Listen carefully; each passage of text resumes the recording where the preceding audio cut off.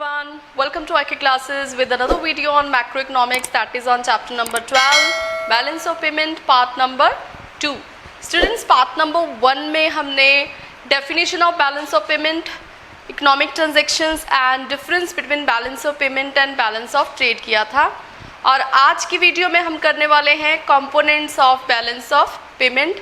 This is very important question from the point of view of board exam, and so students do it very well, and more than that, if you have any type of doubt, you can ask me in comment section. Now let's start components of balance of payment.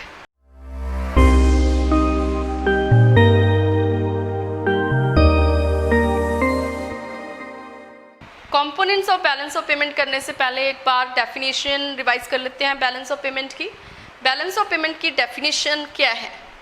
Balance of payment is an accounting statement that provides a systematic record of all economic transactions between normal residents of country and rest of the world within a given period of time. तो कहने का मतलब क्या है? Balance of payment एक accounting statement है.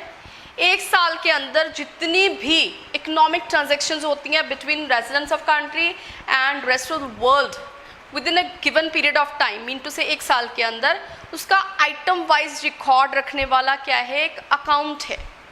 तो जो ये अकाउंट है बैलेंस ऑफ पेमेंट, इसके दो कंपोनेंट्स हैं. Two components are there. First one is current account, second one is capital account. अब करंट अकाउंट क्या है? Current account refers to an account which records all the transactions relating to export and import of goods, export and import of services and unilateral transfers. और ये क्या record करता है? It records receipts and payments of foreign exchange. Mean to say foreign currency की receipts जब होंगी, जब हम जैसे कोई भी कंट्री है एक दूसरी कंट्री को क्या करते हैं? एक्सपोर्ट करते हैं, तो उसके बदले में क्या है? फॉरेन करेंसी रिसीव करते हैं, उसका रिकॉर्ड. इसी तरह से जब कोई कंट्री दूसरे कंट्री से इंपोर्ट करता है तो उसके बदले में करेंसी, फॉरेन करेंसी की पेमेंट करनी पड़ती है, तो उसका क्या है? रिकॉर्ड रखता है. तो वो करंट अकाउंट में इंक्लूड होता है. तो करंट अकाउंट जो है वो कंट्री का जो स्टेटस है एसेट्स एंड लायबिलिटीज़ का, उसमें कोई चेंज नहीं ला सकता. यानी कि जो एसेट्स हैं ना तो इंक्रीज़ होते हैं ना डिक्रीज़ होते हैं, और लायबिलिटीज़ भी ना इंक्रीज़ होती हैं ना डिक्रीज़ होती हैं. तो करंट अकाउंट में सिर्फ और सिर्फ क्या होता है? Export and import of goods and services and unilateral transfers include होते हैं.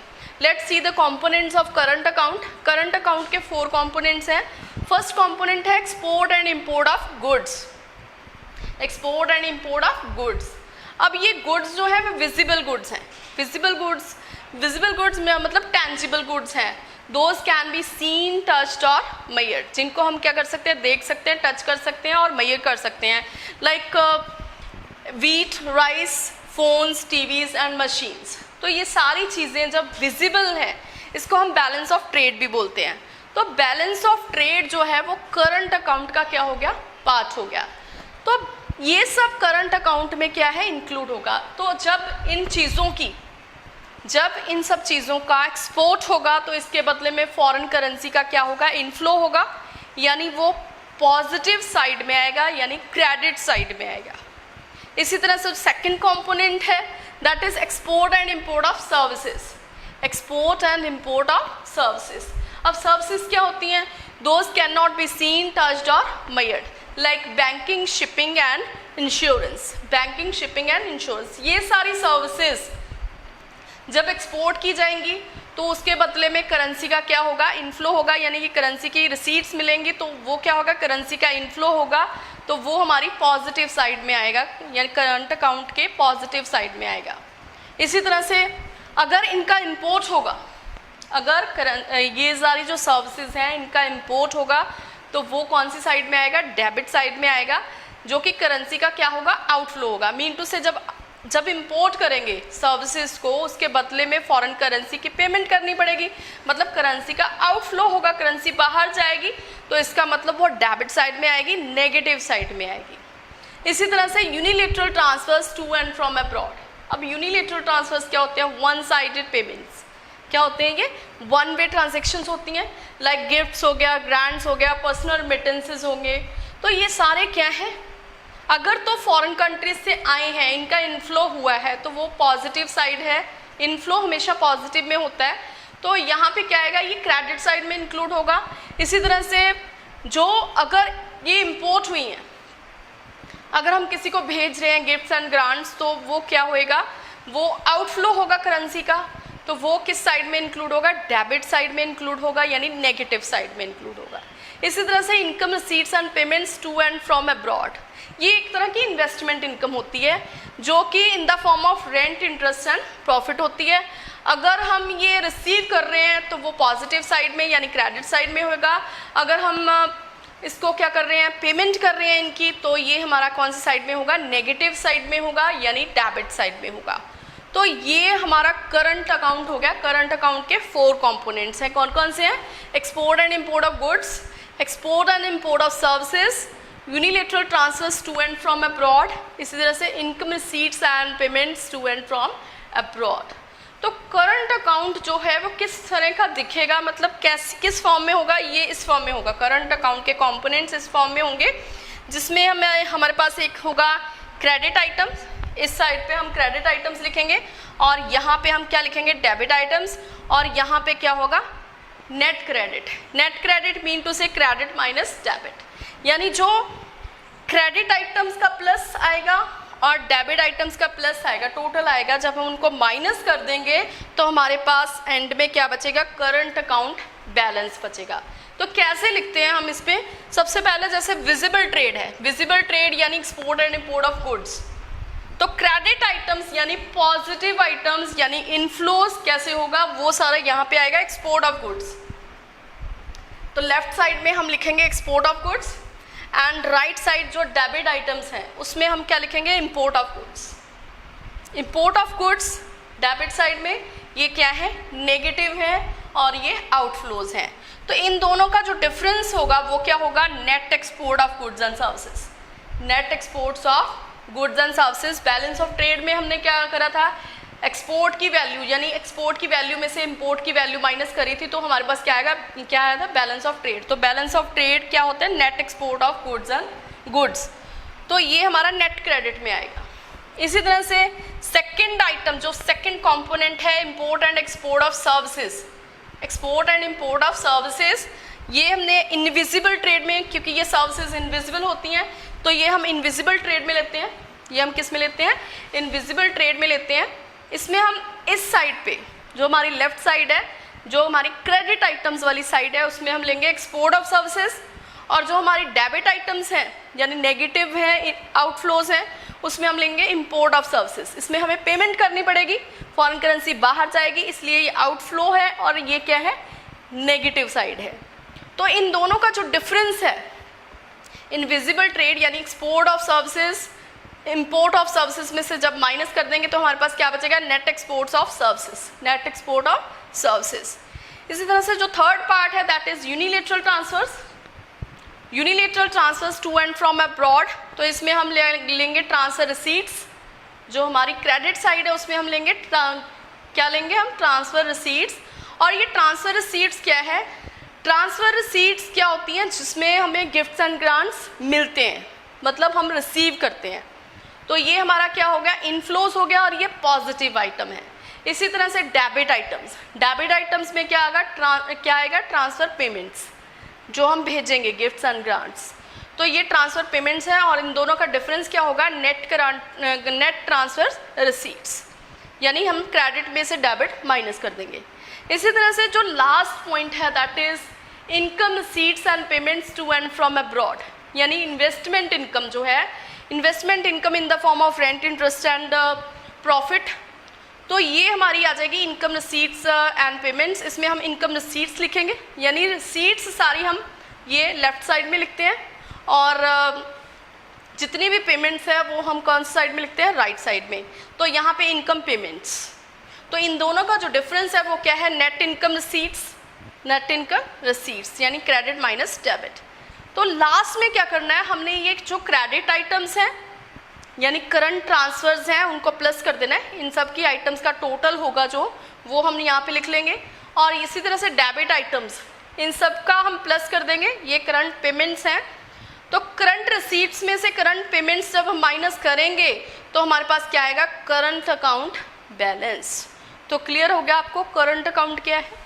करंट अकाउंट में रिकॉर्ड रखा जाता है रिसीट्स का और पेमेंट्स का, पॉजिटिव साइड्स और नेगेटिव साइड लिखी जाती है, इनफ्लोज एंड आउटफ्लोज। तो उन सब का बैलेंस निकाल के क्या निकलता है एंड में, करंट अकाउंट बैलेंस।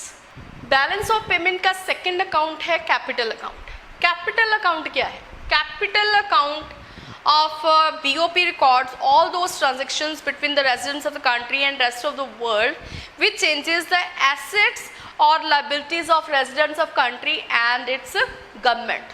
तो कहने का मतलब क्या है, कैपिटल अकाउंट में क्या रिकॉर्ड होगा, capital account records receipts and payments of such transactions which cause an impact on assets and liability status of the country। तो कहने का मतलब क्या है, एसेट्स क्या हो सकते हैं, एसेट्स इंक्रीज भी हो सकते हैं, डिक्रीज भी हो सकते हैं।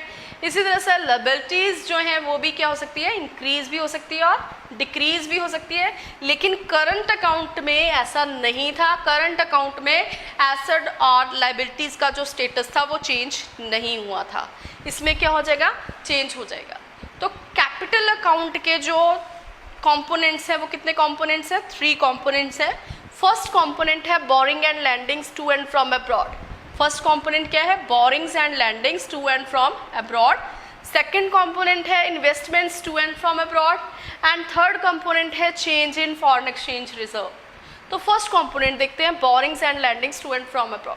तो इसमें क्या होगा, borrowings by private sector and government sector. तो जब एक कंट्री दूसरे कंट्री से क्या करता है, बोरो करता है, कंट्री के लोग या कंट्री की गवर्नमेंट दूसरे कंट्री के लोगों से या गवर्नमेंट से बोरो करती है, तो वो क्या होगा, उसमें करेंसी का क्या होगा, जो कंट्री बोरो करेगा उसमें दूसरे कंट्री की करेंसी का क्या होगा, इनफ्लो होगा, यानी वो क्रेडिट साइड में इंक्लूड होगा, यानी पॉजिटिव साइड में इंक्लूड होगा। भले ही लायबिलिटीज उस कंट्री की क्या हो जाती हैं, इंक्रीज हो जाती हैं, जिसने क्या करा हो, बोरो करा हो। इसी तरह से lendings to abroad by private sector and government sector. जब एक कंट्री दूसरे कंट्री से लोन लेता है, मतलब अब एक कंट्री दूसरे कंट्री को लैंडिंग्स मतलब कहने का मतलब लोन देगा, तो उसमें क्या होगा, कंट्री की करेंसी का क्या होगा, आउटफ्लो होगा, यानी कंट्री की करेंसी जो है वो बाहर जाएगी। तो इसमें क्या होगा, करेंसी का आउटफ्लो हो गया। आउटफ्लो हमेशा किस साइड में आएगा, नेगेटिव साइड में, यानी डेबिट साइड में आएगा। तो यहाँ पे आउटफ्लो होगा, आउटफ्लो किस साइड में आएगा, डेबिट साइड में। अब जो सेकंड कंपोनेंट है that is investments to and from abroad. अब ये इन्वेस्टमेंट समझ लो, जो इन्वेस्टमेंट है ये 2 टाइप्स की होगी, या तो क्या होगी, फॉरेन डायरेक्ट इन्वेस्टमेंट। इन्वेस्टमेंट जो है वो 2 टाइप्स की होगी, फॉरेन डायरेक्ट इन्वेस्टमेंट, या सेकंड है that is portfolio investment. Portfolio investment. अब ये फॉरेन डायरेक्ट इन्वेस्टमेंट क्या है, जब कोई कंट्री दूसरे कंट्री से क्या करता है, मतलब क्या है, इन्वेस्टमेंट के रूप में जैसे कोई एसेट्स यानी लैंड एंड बिल्डिंग्स को बाय करता है, तो उसमें उस कंट्री का क्या हो जाता है, या किसी भी लोगों का जो दूसरी कंट्री में उन चीज़ों को बाय करते हैं, लैंड्स को या बिल्डिंग को, उनका क्या हो जाता है, डायरेक्ट कंट्रोल हो जाता है। तो उसको हम बोलते हैं फॉरेन डायरेक्ट इन्वेस्टमेंट। जैसे कोई इंडियन है वो फॉरेन कंट्री में जाके कोई लैंड बाय कर ले, या कोई बिल्डिंग बाय कर ले, या कोई मशीनरी बाय कर ले, तो उसका डायरेक्ट कंट्रोल उसके ऊपर हो जाएगा, तो उसको हम बोलते हैं फॉरेन डायरेक्ट इन्वेस्टमेंट। इसी तरह से जो सेकंड इन्वेस्टमेंट है दैट इज पोर्टफोलियो इन्वेस्टमेंट। इसमें जो है, जो परचेज करता है, लाइक शेयर्स परचेज कर लिए किसी एक कंपनी ने, दूसरे जैसे इंडिया ने फॉरेन कंट्रीज़ की कंपनी के क्या कर लिए, शेयर्स परचेज कर लिए, तो उसमें क्या होगा, इंडिया के लोगों का उस कंपनी के शेयर्स के ऊपर डायरेक्ट कंट्रोल नहीं होगा, क्योंकि इसमें फॉरेन इंस्टीट्यूशनल इन्वेस्टमेंट इंक्लूडेड होती है। तो ये होती है पोर्टफोलियो इन्वेस्टमेंट। अब देखिए, investment by rest of the world. Investment by rest of the world in shares of Indian companies and real estates, ये क्या होगा, investment by rest of the world. अब फॉरेन कंपनीज जो हैं, फॉरेन लोग जो हैं, फॉरेनर्स जो हैं, वो इंडिया में आके इन्वेस्टमेंट कर रहे हैं, इसका मतलब फॉरेन करेंसी का क्या हो रहा है, इनफ्लो हो रहा है। इनफ्लो यानी क्रेडिट साइड, यानी पॉजिटिव आइटम्स पॉजिटिव साइड में इंक्लूड होगी।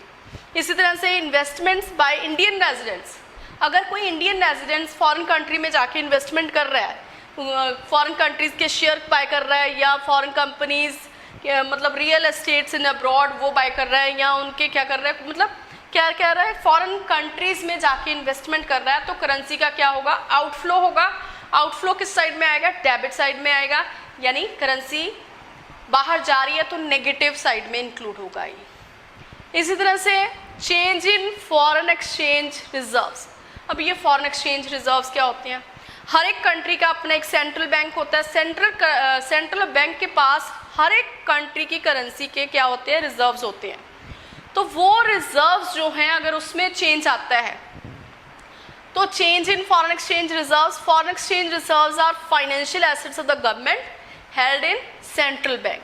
तो अगर उन एक्सचेंज रिजर्व्स में से विड्रॉल कर लिया जाए, मतलब उनको बाहर, करेंसी को बाहर ले आए, मतलब करेंसी का कंट्री में क्या हो जाएगा, इनफ्लो हो जाएगा, तो वो कौन सी साइड में आएगा, क्रेडिट साइड में आएगा, यानी करेंसी बढ़ जाएगी, पॉजिटिव होगी, तो इसमें क्या होगा, इनफ्लो होगा, तो वो कौन सी साइड में आएगा, क्रेडिट साइड में। अगर एडिशन कर दिया, मतलब करेंसी को और उस सेंट्रल बैंक में डिपॉजिट कर दिया फॉरेन करेंसी को, तो इसमें क्या होगा, फॉरेन करेंसी तो का आउटफ्लो हो जाएगा, तो वो कौन साइड में आएगा, नेगेटिव साइड में आएगा। तो ये तो थे 3 इसके कंपोनेंट्स। तो अगर हमने कैपिटल अकाउंट की बैलेंस शीट बनानी हो तो कैसे बनाएंगे, यहाँ पे हम क्रेडिट आइटम्स को क्या बोलते हैं हम, पॉजिटिव साइड, और इसमें हम सारे इनफ्लो इंक्लूड करेंगे।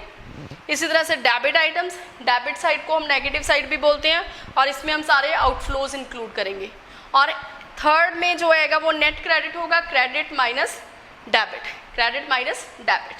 तो यहाँ पे देखिए क्रेडिट आइटम्स, तो क्रेडिट आइटम्स में जो फर्स्ट कंपोनेंट्स हैं वो क्या आएगा, borrowings and lendings to and abroad.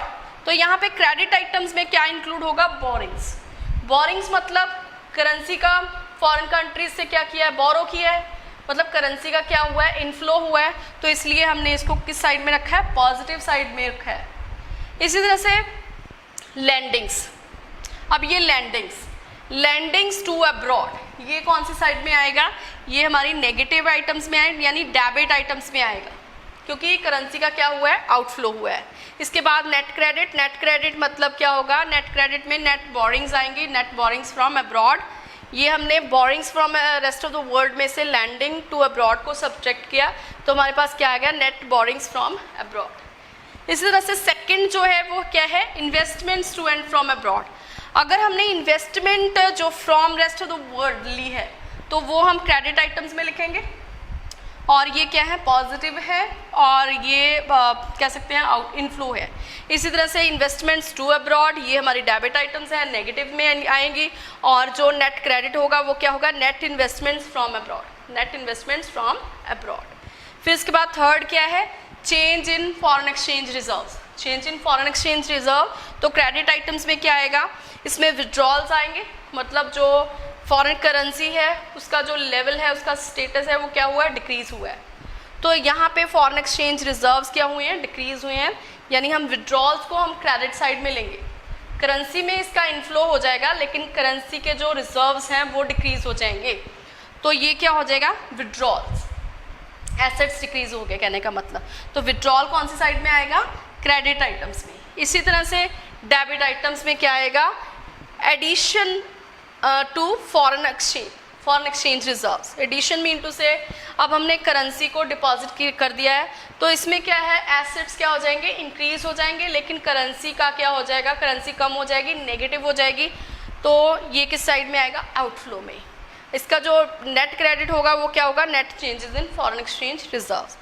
और लास्ट में क्या होगा कि इन सब का प्लस कर देंगे तो हमारे पास क्या आएगा, capital seats, total capital seats, और फिर इन तीनों का प्लस कर देंगे, हमारे पास क्या आएगा, कैपिटल पेमेंट्स। और लास्ट में कैपिटल सीट्स में से कैपिटल पेमेंट्स जब हम माइनस करेंगे तो हमारे पास क्या आएगा, कैपिटल अकाउंट बैलेंस।